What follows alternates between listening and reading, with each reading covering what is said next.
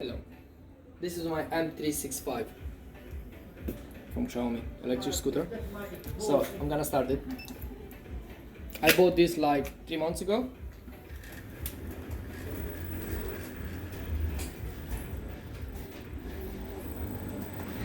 And I can use it perfectly fine.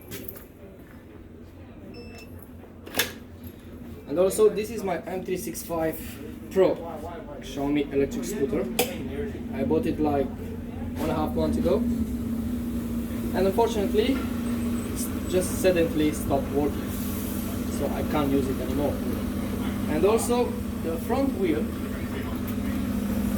it is feeling very heavy, so it's like blocking when I'm trying to speed it. Like you can see, it's very hard. So hopefully you can help me with the warranty. Thank you for that.